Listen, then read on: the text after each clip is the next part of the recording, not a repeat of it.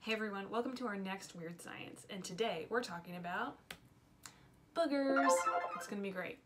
Now, boogers itself is not technically a scientific term. The term nasal mucus is what's seen in scientific literature. In fact, if you do a search on Google Scholar for boogers, all you're gonna get are some scientists with the last name of boogers, like Marcel Boogers, who is a professor. But there's other scientists out there as well, not to make fun of these guys. But we say nasal mucus when we're talking about boogers.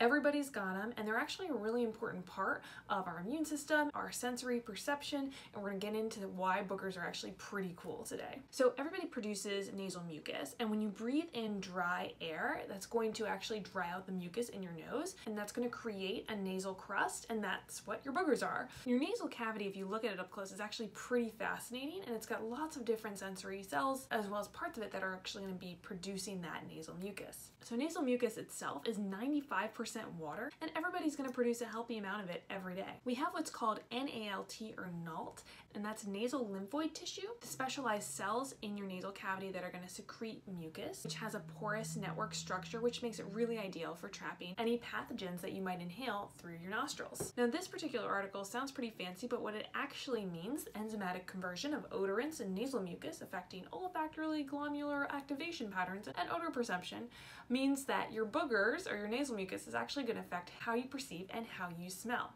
Scientists in forensics have actually figured out that you can trace gunshot residue in nasal mucus even better than on hands. So after someone fires a gun, there's gunshot residue on skin and on hands, but often that can get washed off if you do a thorough job.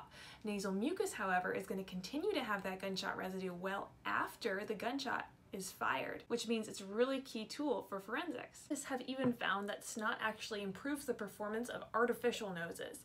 In fact, when adding a polymer to an artificial electronic nose, it was able to differentiate between similar smells like banana and milk, which it hadn't been able to do before. What's also interesting is that snot is beneficial not only in humans, but for other mammals as well, including dolphins. The nasal mucus of dolphins actually helps improve the performance of echolocation so that dolphins can communicate and figure out where their next meals are. Now, you may not have heard of rhinotoxemania before, but I'm sure you have done it in your life. Rhino meaning nose is actually the word for nose picking. And there was a study in 1995 that surveyed a large portion of adults, 75% of which thought everybody, 100% of adults, picked their nose, and over 90% estimated that most people would admit to it. And one study in Bangalore compiled data from over 200 teenagers, and nearly all of them admitted to picking their nose at least once, even up to 4 times a day for the majority. In some of these studies, respondents have said that most of them did it to relieve an itch or other nasal debris, but 12% in the Bangalore study said they did it just because it felt good. Now, when can nose picking become an actual problem? If you have a habit of chronic nose picking, it may not be good for your nasal passages.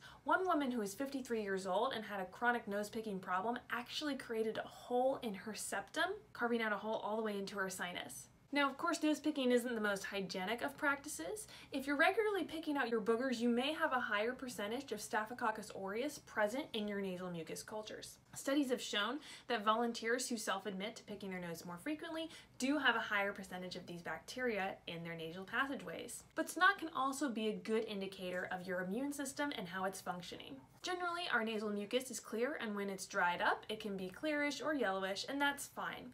But when your actual snot, so the stuff coming out of your nose and it's runny, is green or yellow, it means you're probably fighting off some sort of microbe or bacteria. Your immune system is processing enzymes help to get rid of these pathogens, and that's where the green and the yellow colors come from. If the snot is red, you might have scratched yourself or burst a tiny blood vessel, but generally it's not too much to worry about unless your nose is constantly bleeding. Black or brown nasal mucus, though, is something to worry about. It could mean heavy pollution in the air or a fungal disease, so watch out if your snot gets really dark. Now, we know we have a lot more to learn about boogers, and they contribute to a lot from our sensory to our immune systems. If you have more questions about boogers or want to learn more about some of the research studies I mentioned, go ahead and post in the comments below. Thanks so much for watching. This has been another Weird Science.